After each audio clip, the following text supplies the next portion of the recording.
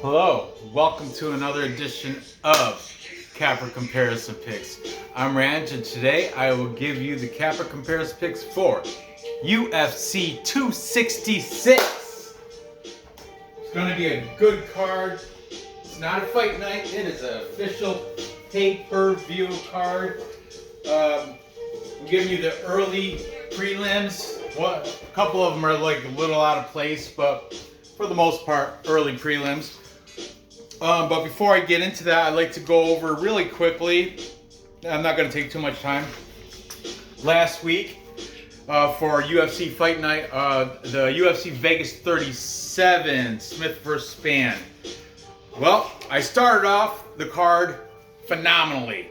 I prop picked Hannah Goldie submission. If you watch my live stream with BC Dave, I said I'm going to put a half a unit on, and it was Hannah Goldie by submission, paid out plus 1,000. Yeah, and I put 10 bucks on it, won 100. So I was right off the bat super stoked. Then like I said, mine are out of order, so the parlays didn't all play out like I wanted to, and I'm going to discuss them not in order. I got Montel Jackson by decision. I did hedge bet JP buys, but not much loss there. I incorrectly picked Tony Gravely. That was such a good fight, man. If he had just like 2 more seconds in that first round, he would have got the stoppage. He would have got the finish. But it went to round 2, and then Nate Menes, he was the one that actually got the finish KO in the second round. Then I got, then we had that draw. We had the draw between Gustavo Lopez and Healy Alatang, but it didn't make a, I think when it draws in a parlay, they just push it and just count the ones that are still active. So this page, Carlston Harris, I got correct. He won by TKO. And Raquel Pennington, nailed that with the prop decision, not hard because of female fight. All green and the blue draw. Okay, so that, cha-ching, that paid a little bit. Then we've got Zurong took care of Brandon Jenkins. That one was just pretty much a lock. I didn't even cover that because Brandon Jenkins was a short notice replacement for Dakota Bush. Dakota Bush had COVID. Aaron Blanchfield got the decision win over Sarah Alpar. I picked that correctly.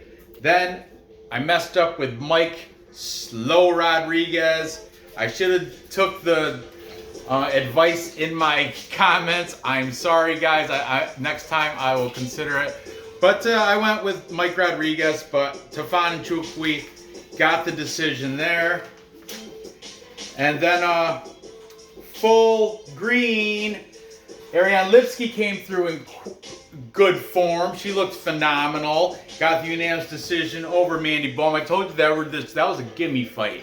There was giving her an undefeated opponent, put her back in the running of things. Arman Sarukian, like everybody thought, including me, he took care of Christos Giagos first round KO as expected. I didn't bet that at all. I didn't even put it in my sheet parlay because the odds were, he was like minus 850. Not worth it.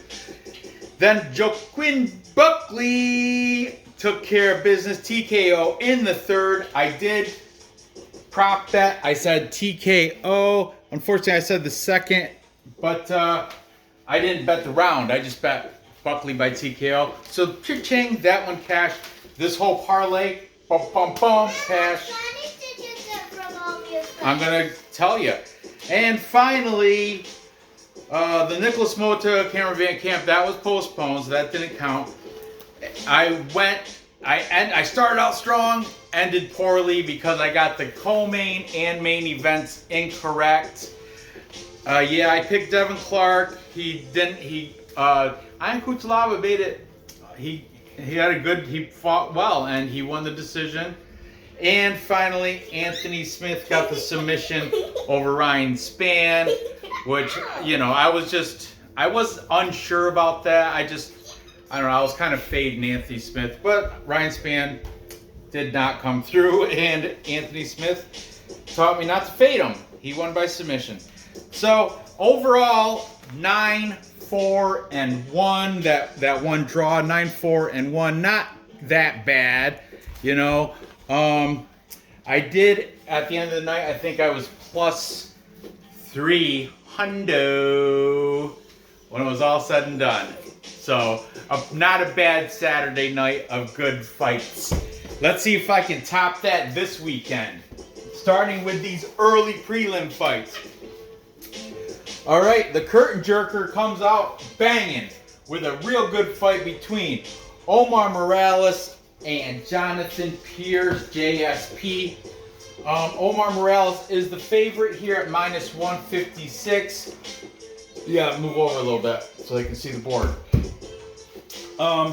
Comes in with only one loss in his pro career, and that was to Giga Chikadze. So, I mean, Giga Chikadze, that's no shame in that one loss. Jonathan Pearce, not bad though. 10-4. He's coming off a win against Kai Kamaka. It is, yep. His before that though, he did take a ground and pound loss to an older Joe Lozon. However, he is 4-1 in his last 5, so he's worth a bet, and he's the younger gentleman here. He's 29 years old. Omar Morales 35,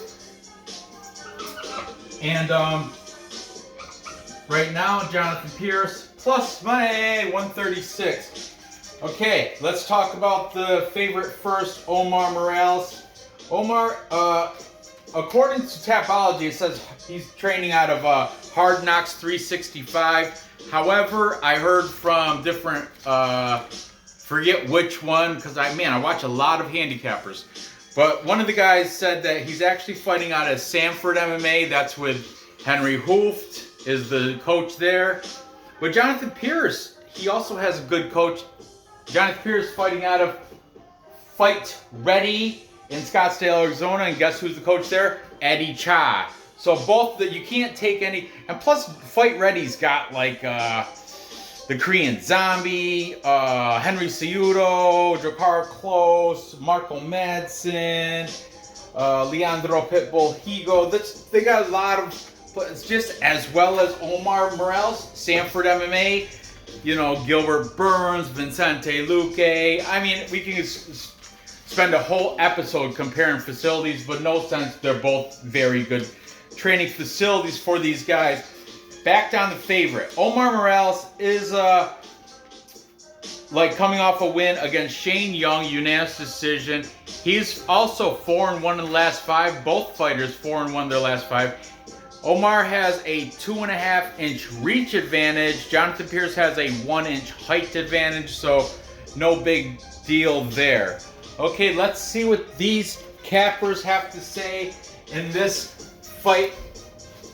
This curtain jerker opening fight for this great card. Okay, taking Omar Morales, we've got, it's your boy, eBay's. That's right, eBay's is taking Omar Morales. He might have said the method, but I didn't hear it or something, so I didn't write it down. Then we got MMA Guru, the one with the knit cap. Boy, I watched the fights with the watch along with Vlad from UFC Celebrity Classic, and boy, there was in the chat they were worried about Guru because he wasn't doing a watch along, and it was like the first in so many like fight cards that he didn't do a live watch along with it. But anyway, I'm glad he's seems to be in fine shape. I don't know why he didn't air that watch along, but a lot of the people in the chat over in UFC Celebrity Classics were worried. I'm talking to you, Otis, the beefy one. Yep, very worried. Oh, I hope he's all right. Come on, guys, really? Anyway, Guru is saying Morales should get the decision victory in a close battle against Jonathan Pearce. Then we've got Soroder, Sam, my Brazilian friend, also taking Morales by decision. We've got AJ DeVito, MMA experts, saying AJ is saying KO in the second round for Omar Morales.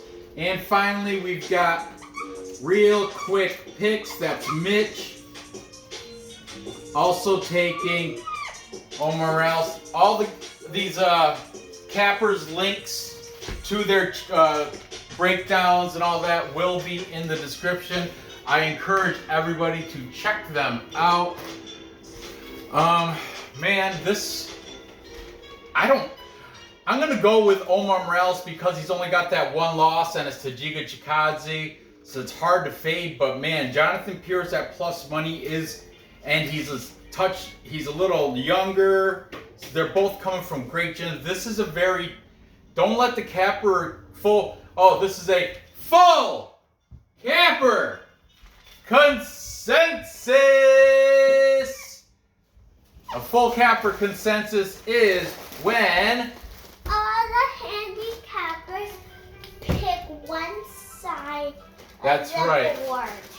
It's when they all pick one side. In this case, all the handicappers are taking Omar Morales. You gonna do the dance? You didn't even do the handicapper dance. I'm gonna throw the balloon. Well, be careful with the new tripod, because that's not very steady. All right, throw some good luck pearls. Why can't I throw balloons? All right, whatever. Okay, thank you. The good luck betting pearls. Okay, so And a balloon.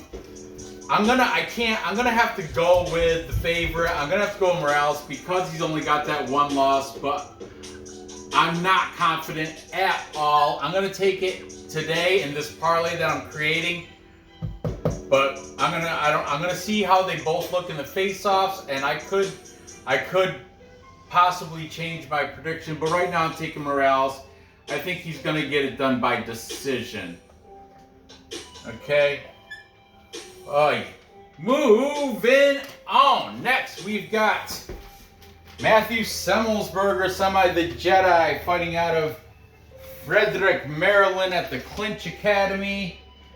And he is taking on Martin Sano. Who? Yeah, Martin, 4-2-1 Martin Sano. Okay, this explains why there's a big discrepancy in the line. Semelsberger is 8-3, coming off a loss to Chaos Williams. He lost by unanimous decision. However, he is 4-1 in his last 5, but he is a -500 favorite against little-known Martin Sano. Martin Sano, 4-2-1, coming off a 2-fight losing streak. He is 3-2 in his last 5. He's coming off a 4-year layoff, and he is coming down a weight class from 185. His last fight was a while ago, and it was in Bellator against, and it was a loss to Don Muhammad. He got knocked out in the first round. The only reason this guy is in the UFC on this card is because he is part of the Nick Diaz. He's from the Nick Diaz Academy. Nick is on this card, so I think Nick was like, hey, Dana, Sean Shelby, here's my boy Martin Sano. He's in pictures with him on Instagram. The only reason he's on this card is because he's buddies with Nick Diaz. And Matt Semelsberger was like, yeah, I could totally use another win. Of course, let's go. Let's take it. I mean, this is a give me fight lock if I ever seen one. I don't even want to cover it, but it is on the card, and I'm going to cover it. So let's go. Okay, Matt Semelsberger has a 2-inch height, 1-inch reach advantage. They're actually both purple belts, both these guys. Sano, like I said, he is fighting out of Nick Diaz Academy, coming off those losses. This is UFC debut. I have nothing more to say.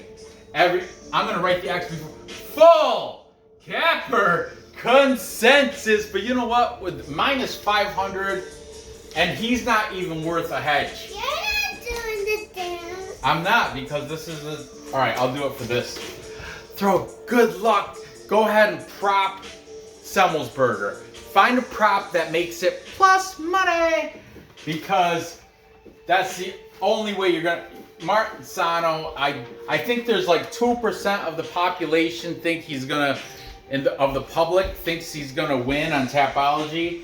I think that 2% is the Nick Diaz Academy. It's like the fighters that go there, and like Sano's family and loved ones. You know, 4-year layoff, coming down a weight class, UFC debut against, I mean, Matt Semelsberger's decent, you know? So I'm just gonna really quick throw all these guys' names up here. Really quick pick Mitch Semelsberger. Okay, we've got AJ DeVito, MMA experts. He's saying decision or late TKO. Then we've got Soroder, MMA bet. He's saying within the distance. Daddy, pet the kitty. MMA guru Nora, I'm in the middle of making a video. I really don't have time to pet the kitty. Guru is saying round 1 knockout. Knockout in the first round, as expected. And so is It's Your Boy eBay's also going with the first round TKO. I'm sure the Diaz brothers are just feeding this Martin Sano's head with, don't worry about the naysayers, don't worry about the negative publicity and the hype. But the dude is 4-2-1 and never fought a UFC fight. And it's just, the odds are really stacked against him. Yeah, I cannot take the guy. I can't even hedge bet him. I'm sorry. I didn't even want to do this on the show, but I'm going to try to cover every fight this. So I'm going to hedge it. I'm going to say Semelsberger TKO in the second round. I think Sano, because the Diaz brothers, they train, I'm imagining they train toughness. I don't know if that can be trained, but maybe I should make it to a first round. But I'm going to give him the benefit of the doubt and think he can survive Matt Semelsberger for 1 round and then get beat up in the second. So, moving on. This one, out of order. I know I've seen it in different... Right now, I think Tapology has this next. But I've seen that... What's that? The other fight... don't tell me. Well, I'm going to check now. The Nick Maximoff, Carl Roberson. I've seen that one flopped with this one. So I'll cover that one tomorrow. I've already did my research and stuff. But anyway, let's talk about this lightweight fight between Uros Medic and Jalen Turner. Uros Medic is undefeated at 7-0. He was fighting out of Anchorage MMA or BJJ in Alaska, and he's from that regional scene. He's coming out of this is UFC his last fight against Jalin Cruz was his UFC debut, and he beat him TKO in round 1, as he did every other fight in his pro career. All 7 wins are by finish within the first round. I think this guy actually made it to the second round maybe one time. I can't remember, but it's something. I think maybe once he made it to the second round. I could be wrong. I think maybe once he's only made it 2 minutes into the first. I don't know. I'm talking out my butt, but the guy finishes everybody. He finishes them fast. He was fighting out of Anchorage BJJ. Now he's fighting out of King's MMA. So he's upgraded his training facility. And this guy is not to be taken lightly. He's close odds with Jalen Turner. He's 28. Jalen Turner is 26. So Uros Uros Medic, the Doctor. Fitting name for his last name, right? Taking on the fighter with UFC experience, Jalen Turner. Jalen Turner, 10-5 as a professional. The Tarantula has a 2-inch height advantage and a 3.5-inch reach advantage, and it's coming off a win over Brock Weaver, rear naked choke in round 2. He is, I think, 3-2 in his last 5. He's got, before Brock Weaver, he beat Joshua Cooleybow, round 2 ground and pound. Before that, he lost to the Matt Frevola, Steamroller Frevola, by unanimous decision. So anyway, but Jalen Turner has plenty of UFC experience, has a much better resume, whereas Uros Medic is that Alaskan scene, and then Alon Cruz, not really, the best resume coming into this. But the thing is, the resume he does have, he beat everybody handedly, without a problem. How else is he supposed to do it? He didn't pick his fights, he just accepted them. I'm sure he's got like an agent or somebody that set these fights up for him, I would imagine. Or he might have did it himself and he just took whoever he could, but then he handed them their ass on within first round in most cases. Anyway, the Tarantula is fighting out of 2 gyms listed on Tapology, RVCA and Carlson Gracie. Carlson Gracie and RVCA are both located in California. Carlson Gracie has one familiar fighter listed on their facility professionals, and that is Andre Ewell, Mr. Highlight himself. Jalen Turner also has a 2-inch height, 3.5-inch reach advantage here. This is going to be an interesting fight. The odds are right on because this is kind of a coin flip in my opinion. Let's see what these cappers have to say. In this one, taking the slight favorite, both negative numbers, but Medic is -115, Turner's -105. We're going to start out with the undefeated Uros Medic. We've got MMA Guru. He's saying TKO, round 1, as he's been doing to everybody he's come across for Uros Medic. Then we've got Schroeder taking Jalen Turner. He's saying Turner should get it done round 3 because Medic hasn't made it to round 3 yet, and he thinks Turner's fight IQ, veteran experience will get him past the first round and right into the 3rd, where he'll have a better gas tank or something like that. He is a tad bit younger, but I don't know. Then we've got Mitch from Real Quick Picks, also taking Uros Medic. It's your boy eBay's taking Jalen Turner because the same reason, veteran experience, better resume. And finally, for the tiebreaker, we've got AJ DeVito from MMA Experts, and he is also taking the UFC experienced fighter by TKO in Jalen Turner,